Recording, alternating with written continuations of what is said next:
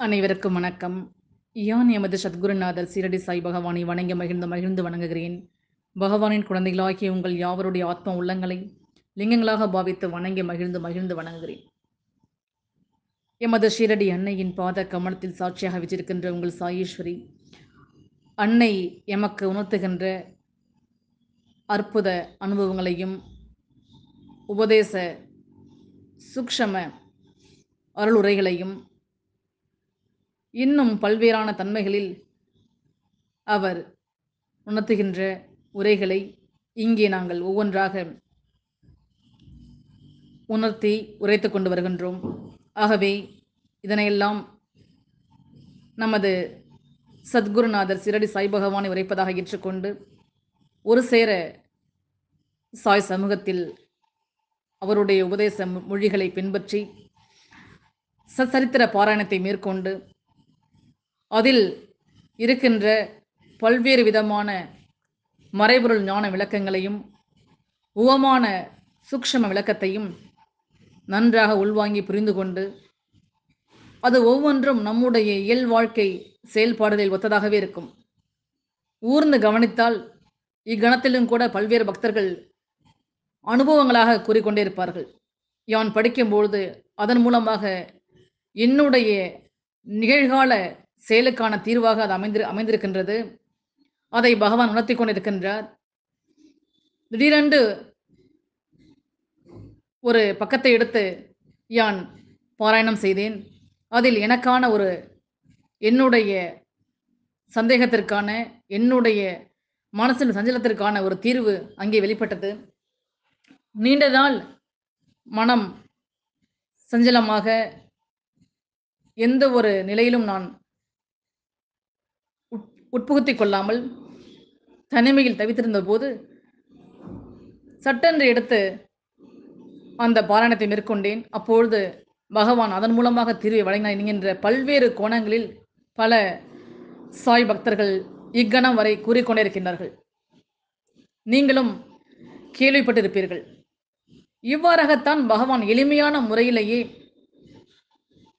அவருடைய உபதேசங்கள் மூலமாக சச்சரித்திர பாராயணத்தின் மூலமாகவே அல்லது நம் கூட பேசும் தோழமைகள் மூலமாகவும் பார்க்கும் காட்சிகள் மூலமாகவும் அவர் ஏதாவது ஒரு நிலையை உணர்த்தி கொண்டு அதன் மூலமாக நம்முடைய அகத்தெளிவையும் புற வாழ்க்கைக்கான செயல்பாடுகளுடைய மூல தீர்வையும் எளிதாக உணர்த்தி புடம்போடுவார்.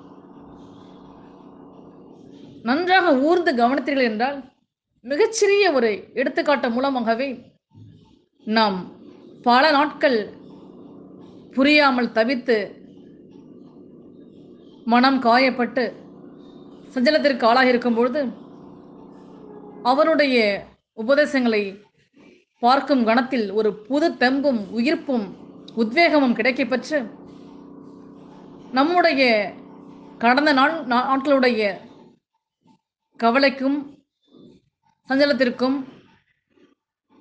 நிலையில்லாமல் மனம் அலைபாய்ந்த அந்த தன்மைக்கும் ஏற்றவாறே அவருடைய உபதேச தீர்வானது அந்த மொழிகளுடைய தன்மையினுடைய விளக்கமானது நமக்கு தீர்வாக அமை.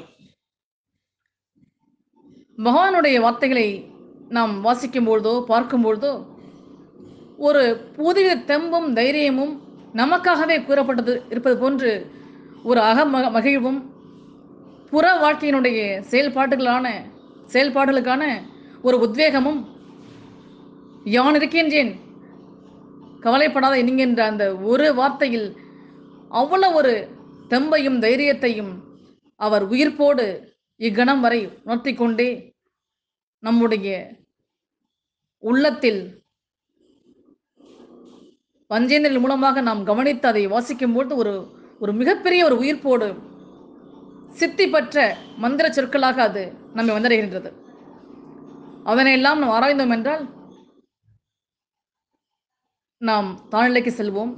ஆகவே அது எவ்வாறு இருக்கின்றது, எவ்வாறு இப்படியெல்லாம் நாம் பார்க்கும்பொழுது ஒவ்வொருவருக்கும் ஒரு தனித்துவமான ஒரு உத்வேகத்தையும் உயிர்ப்பையும் ஒரு மிகப்பெரிய ஒரு நிகழ்வையும் நம்முடைய அகத்திற்கும் புறத்திற்கும் ஒரு தெளிவையும் பல நாட்கள் நாம் கண்ணீர் சிந்தி கொண்டிருந்திருப்போம், மிகுந்த கவலையோடு இருந்திருப்போம். ஆனால் எங்கே இருந்து ஒரு வார்த்தையோ, ஒரு சம்பவமோ, ஒரு நிகழ்வோ நமக்கு உணர்த்தி அதன் மூலமாக மிகப்பெரிய ஒரு தெளிவையும், மன நிறைவையும், சந்தோஷத்தையும் ஏற்படுத்தி கொடுத்து ஒரு தீர்வை வழங்குவார் பகவான். இதில் பகவானுக்கு நிகர் பகவானே. ஆகவே மிகப்பெரிய ஒரு சக்தி வாய்ந்த புரியாத அருள் உரைகளை எல்லாம் உரைத்துக் கொண்டு இருக்க மாட்டார். எளிமையாக நமக்கு புரியும்படியாகவே சச்சரித்திர பாராயணத்தின் மூலமாகவே நாம் பார்ப்பவர், கேட்பவர், நம்மோடு பேசுவர் மூலமாகவே சில காட்சிகளை பார்க்க வைத்து அதன் மூலமாக, சில சொற்களை பார்க்க வைத்து படிக்க வைத்து அதன் மூலமாக, சில உபதேச மொழிகளை பார்க்க வைத்து அதன் மூலமாக அழுத்துவார். சில உபதேச மொழிகளை பார்க்கும்பொழுதே மனம் அதில் சுற்றி ஒரு மிகச்சிறந்த ஒரு அதிர்வலையில் அதையே பற்றி எண்ண தோன்றும். அதுதான் பகவான் உணர்த்துவது. நன்றாக புரிந்து கொள்ளுங்கள். எந்த ஒரு நிலையில் நீங்கள் ஒரு வாசகத்தையோ ஒரு அருள்மொழியை படிக்கும்போது அந்த அருள்மொழியை சுற்றியே, அந்த அருள்மொழியினுடைய நிலையிலை சுற்றியே, அதனுடைய அதிர்வை சுற்றியே உங்களுடைய மனம் இருக்குமேனால் அதனை கப்பென்று பிடித்துக் கொள்ளுங்கள். அதுவே பகவான் உணர்த்துவது. அந்த கணத்தில் பகவான் உணர்த்தி கொண்டே இருக்கின்றார், உங்களை கவனித்துக் கொண்டே இருக்கின்றார். அதை நீ படிக்கிறீரா? படித்து உணர்ந்து கொண்டு உம்முடைய மனதிற்கு, சஞ்சலத்திற்கு, உன்னுடைய கவலைகளுக்கு நான் கொடுத்திருக்கிறேன், அதனை படி என்று சூக்ஷமமாக உணர்த்துகிறார். அப்பொழுது பகவான் கவனிக்கிறார் நம்மை. அவர் கூறிய அந்த அருள்மொழிகளை நீங்கள் பார்க்கும்பொழுது உங்களுடைய அனைத்து புலன்களும் அடங்கி அந்த வார்த்தையின் மீதோ, அந்த அருள்மொழிகளின் மீதோ தீவிரமாக ஒரு முனைப்போடு ஒரு வட்டமிடும். திரும்பி திரும்பி மனதில் ஒரு அதிர்வாக அந்த வார்த்தைகளும் அதனுடைய வார்த்தையினுடைய சாராம்சங்களும் ஒரு நிலையில் நம்மை சுற்றி சுற்றியே வரும். திரும்ப திரும்ப எண்ண வைக்கும், அசை போடும்.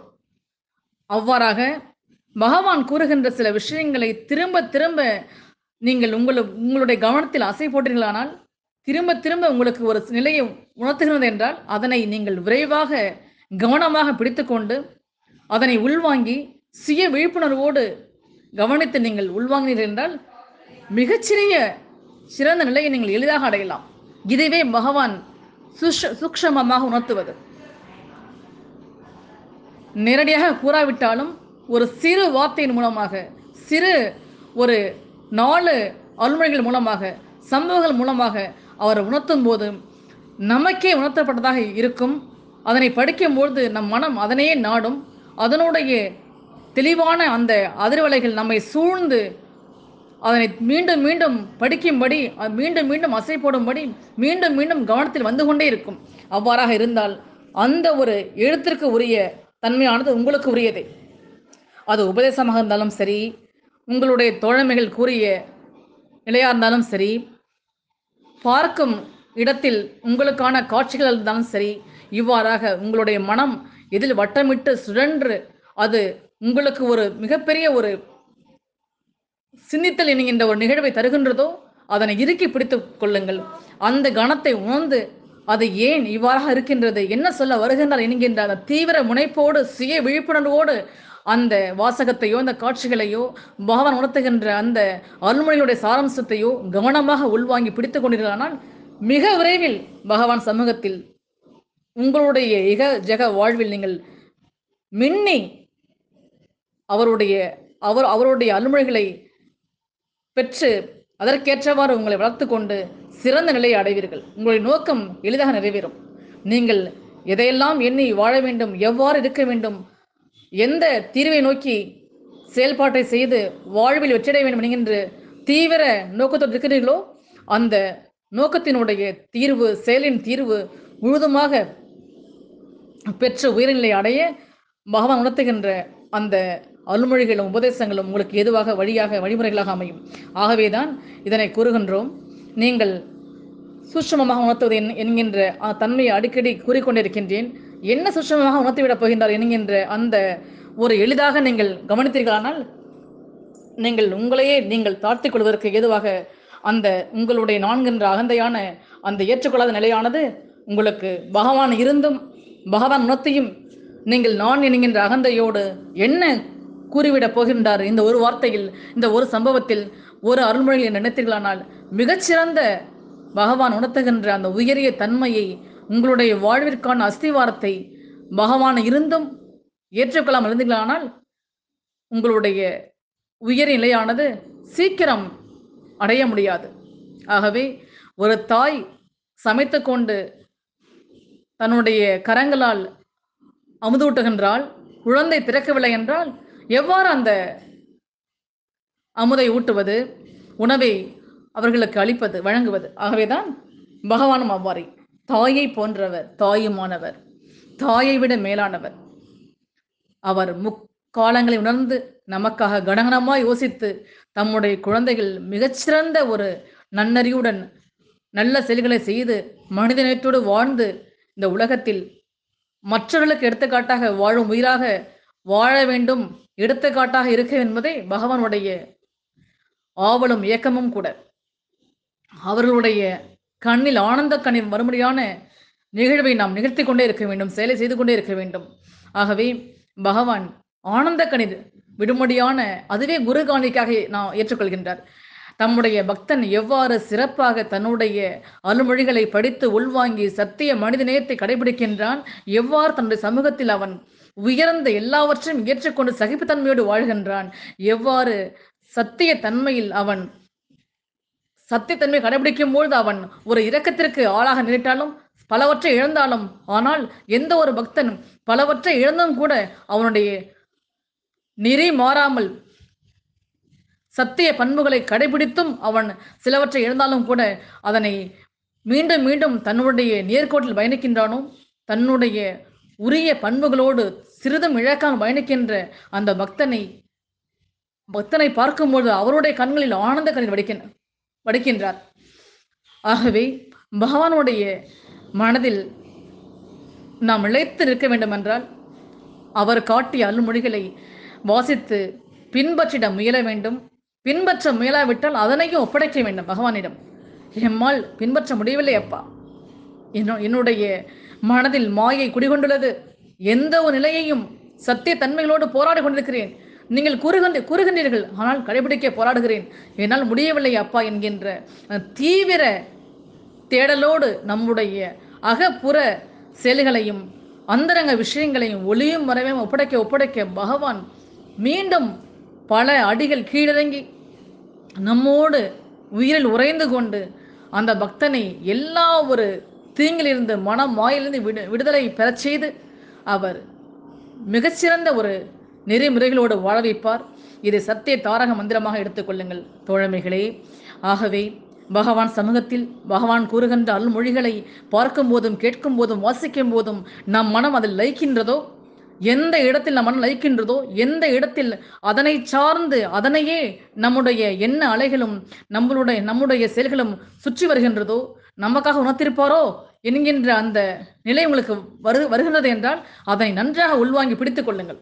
அதுவே உங்களுக்கு உரிய மூல சூட்சமமாக உணர்த்துவது. சூட்சமத்தில் உணர்த்துவது என்பது இதுதான். வார்த்தைகளாகவோ காட்சிகளாகவோ செயல்களாகவோ உபதேச மொழிகள் மூலமாகவோ சரித்திர பாராயணத்தின் மூலமாகவோ அதனை எளிதாக எடுத்துக்கொள்ளாதீர்கள். உங்களுக்கு உரிய நடைமுறை வாழ்வில் இயக்க முறைகள் செயல்பாடுகளை ஒட்டியேத்தான் அங்கே ஓமானமாக கூறப்படுகின்றது.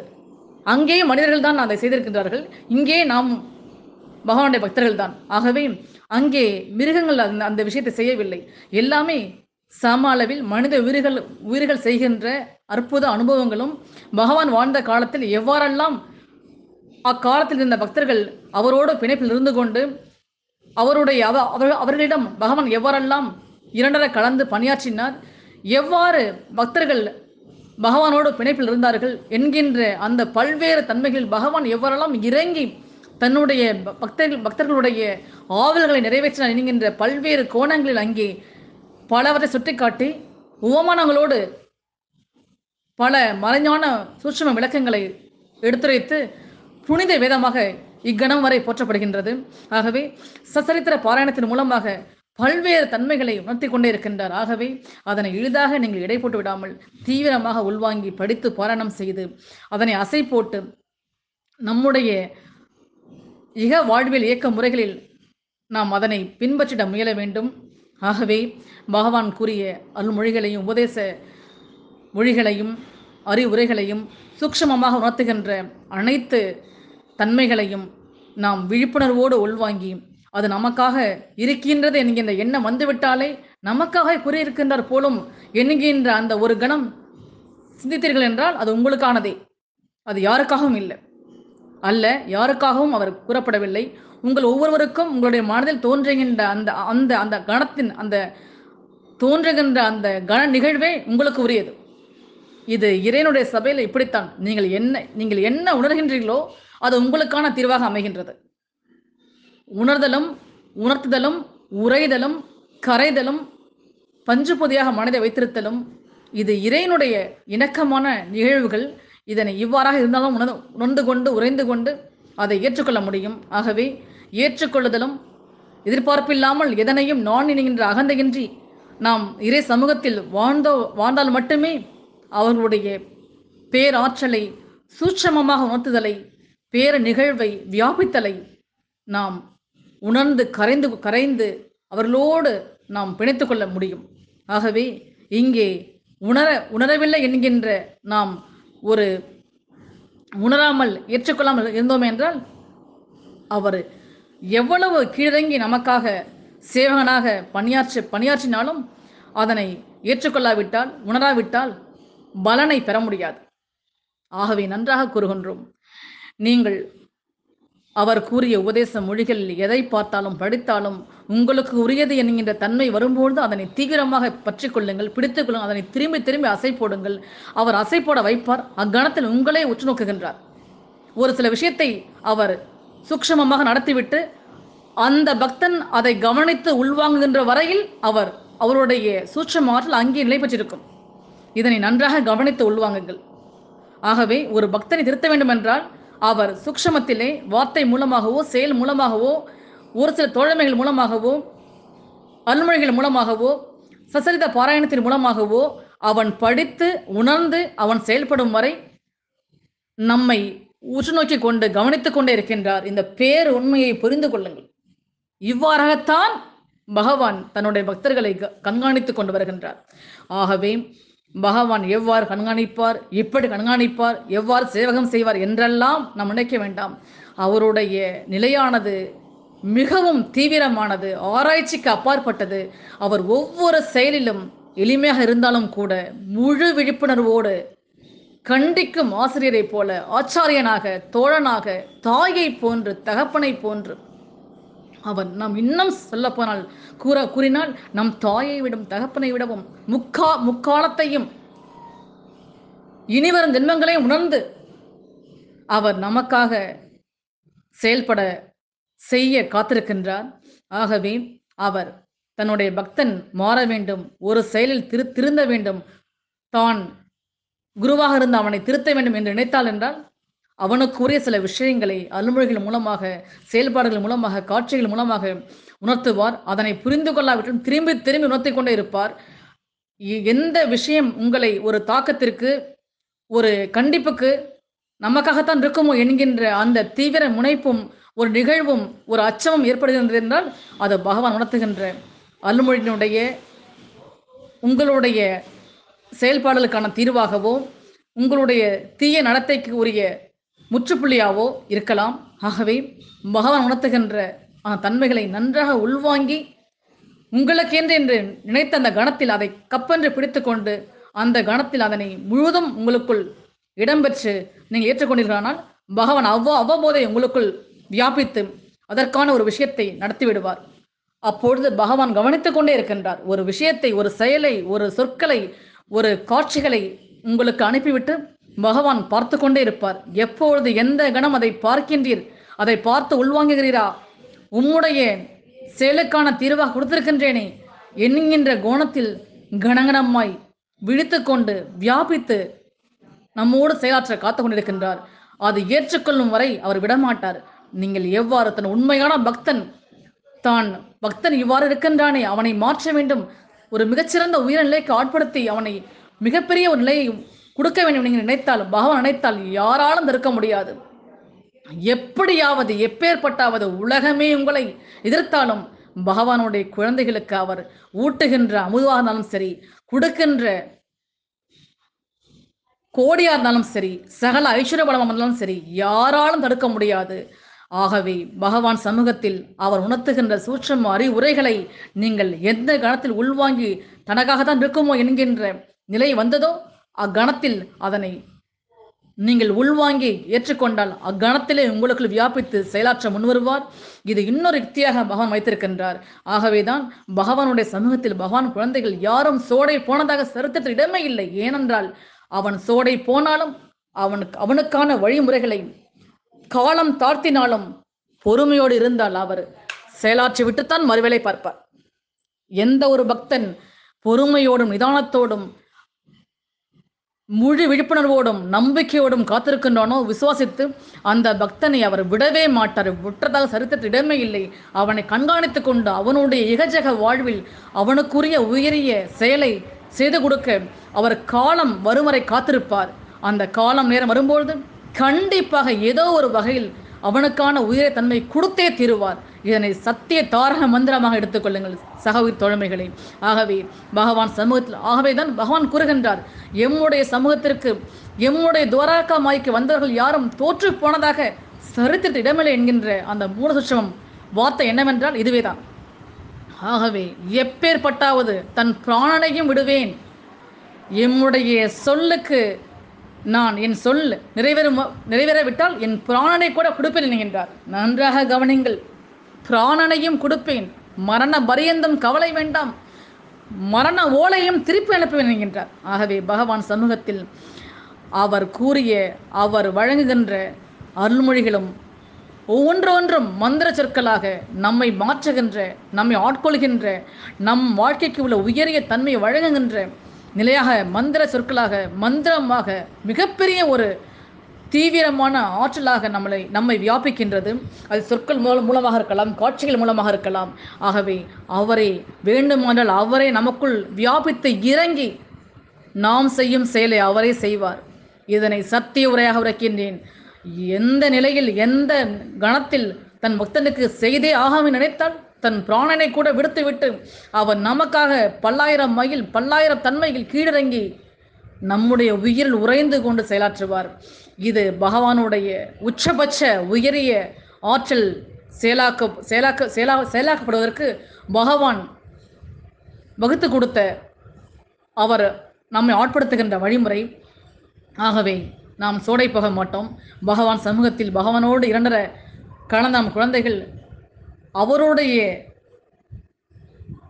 ஆட்கொள்ளும் விதமானது படு விவேகமானது, உயிர்ப்புள்ளது, விழிப்புணர்வோடு செயல்படுவார். எக்காலத்திலும் தன்னுடைய பக்தனை விடமாட்டார். அந்த காலம் வரும் வரை பொறுமையோடு காத்திருந்தோமேனால் அவர் மற்றவர்களுடைய வாழ்வில் அவர்கள் செய்வதை காட்டிலும் நம்மை உயர்த்தி வியக்கும் வகையில் அழகு பார்ப்பார். இது யான் கண்டது, என் வாழ்வில் நடந்தேறியது. ஆகவே பகவான் சமூகத்தில் என் சகோதரி தோழிகளை பகவானோடு அன்பால் பிணைத்துக் கொண்டு நீங்கள் இருந்தீர்களானால் உங்களுடைய சுண்டு விரலை பிடித்துக் கொண்டு வருகின்ற குழந்தையை போல் வருவார். இது சத்திய உரையாக இருக்கின்றேன். பேரன்புக்கும் சிறு குழந்தையை கட்டுப்பட்டவர். நம்முடைய பேரன்பிலும் ஆத்மார்த்தமான நிலைமாறாத அன்பிற்குத்தான் பகவான் கட்டுப்படுவார். வேற எதற்கும் கட்டுப்பட மாட்டார். நாம் அவரிடம் காண்பிக்கின்ற எல்லையில்லாத அன்பிலும் நான்கின்ற அகந்தையின்மையிலும் பகவானிடம் ஒளியும் மறைவில்லாத ஒப்படைக்கின்ற அந்த ஆழமான தன்மையிலுமே பகவான் நம்மோடு அந்த ஆற்றலோ அந்த மிகப்பெரிய சூட்சம ஆற்றல் வியாபிக்க அவர் முன்வருவார், செயலாற்ற முன்வருவார். இந்த உயரிய தன்மையை நீங்கள் பெற வேண்டுமென்றால் நீங்கள் பகவானோடு ஆத்மார்த்தமாக அன்பு செய்து பூஜித்து வாருங்கள் சகோதரி தோழிகளே, தோழமைகளே. வேற ஒன்றும் இங்கே மந்திரங்கள் உபதேசிக்கப்படவில்லை. இயல்பாக இணக்கமாக பஞ்சு பொதியாக கரைந்து கலந்து உருகிவிடுங்களேன் சகோதரி தோழமைகளை. ஆகவே பகவான் சமூகத்தில் பகவானோடு இரண்டரை கலக்க நாம் முயல்வோமாக. பாத கமலத்தில் அனைத்தையும் ஒப்படைத்துவிட்டு சிறு குழந்தைகளாக அமர்ந்து காத்திருப்போமாக. மேற்கூறிய பகவான் உணர்த்துகின்ற பகவான் எவ்வாறெல்லாம் தன்னுடைய உபதேச அல்மொழிகளை தன்னுடைய பக்தன் கேட்கும்படி செய்கின்றார், எவ்வாறு அதை உணர்த்துகின்றார் என்கின்ற அந்த சூட்சம தன்மையை இங்கே உணர்த்தியுள்ளோம், உரைத்திருக்கின்றோம். எவ்வாறு பகவானுடைய அல்மொழிகள் வியாபித்து செயலாற்றுகின்றது என்கின்ற அந்த மூல சூட்சுமத்தையும் இங்கே உரையாக நோத்திருக்கின்றோம். பகவானுடைய அருள்மொழிகள் ஒவ்வொன்றும் மிகச்சிறந்த ஈர்ப்பு சக்தி உடையதாக, பலருடைய மனதை ஈர்க்கும்படியாக, பலருடைய வாழ்வில் நடக்கின்ற அன்றாட சிக்கல்களுக்கான தீர்வாக, செயல்பாட்டுக்கான தீர்வாக, காயங்களுக்கு தீர்வாக, சஞ்சலத்திற்கு மருந்தாக, சஞ்சலம் மனம் இருந்து கொண்டே இருக்கும். ஆனால் பகவானுடைய அருள்மொழிகளை காணும்பொழுது அத்தனை கவலைகளும் ஏக்கங்களும் சஞ்சலங்களும் நீங்கி புது பொலிவோடு புது தெம்போடு விவேகத்தோடு செயலாற்ற அதனுடைய ஒரு வார்த்தை போதுமானது. ஆகவே பகவானுடைய அருள்மொழிகளின் உபதேசங்களையும் வழங்குவார் என்கின்ற அதே எதிர்பார்ப்போடு கவனிக்காமல், எவ்வாறு இருந்தாலும் வழங்குவார், பகவான் அனுக்கிரகம் செய்வார் என்கின்ற அந்த தீவிர சத்திய மனித நெறிமுறை பண்புகளோடு வாழ்ந்தால் மட்டுமே பகவான் வழங்குவார் என்கின்ற அந்த உச்சபட்ச உயிரை தன்மையும் நீங்கள் உணர்ந்து கொள்ள வேண்டும். பகவான் வழங்குவார் என்கின்ற அந்த பகவான் வழங்குதல் என்கின்ற அந்த எதிர்பார்ப்போடு பகவானை அணுகாமல், எவ்வாறு இருந்தால், எவ்வாறு பிணைத்துக் கொண்டால், எவ்வாறு நமக்குள் செயலாற்ற நான் என்கின்ற அகந்தையின்றி நாம் பிற உயிரை நேசித்து ஏகத்தன்மையோடு வாழ்ந்தால் மட்டுமே பகவான் எளிதாக நம்மை ஏற்றுக்கொண்டு செயலாற்ற முன்வருவார் என்கின்ற உச்சபட்ச உயரிய மூல சூட்சுமத்தையும் புரிந்து கொண்டீர்களானால் நீங்கள் மிக விரைவில் பகவான் சமூகத்தில் உயர்ந்த குழந்தைகளாக, நாம் பார்போற்றும் பண்பலர்களாக மாற வாய்ப்பு உண்டு. பகவானுடைய பேராற்றலும் ஆராய்ச்சிக்கு அப்பாற்பட்டதாக அவருடைய ஆற்றல் வியாபித்து நம்மளை வழிநடத்தும். ஆகவே சகவிர் தோழமைகளை, பகவான் குழந்தைகளை, நாம் இதெல்லாம் உணர்ந்து பகவான் சமூகத்தில் பகவானுடைய பேரன்புக்கு கட்டுப்பட்டு அவருடைய ஆசீர்வாதத்திற்கும் அனுகிரகத்திற்கும் கடைக்கண் பார்வைக்கும் ஏங்கி காத்திருப்போமாக. ஆகவே சாயை பணிவோம், அண்ட சராசரமெங்கும் சார்ந்திலவ நாம் அனைவரும் ஒரு சேர துணை புரிவோம். வாழ்க வளமுடன், நலமுடன் வாழ்க. நன்றி, வணக்கம்.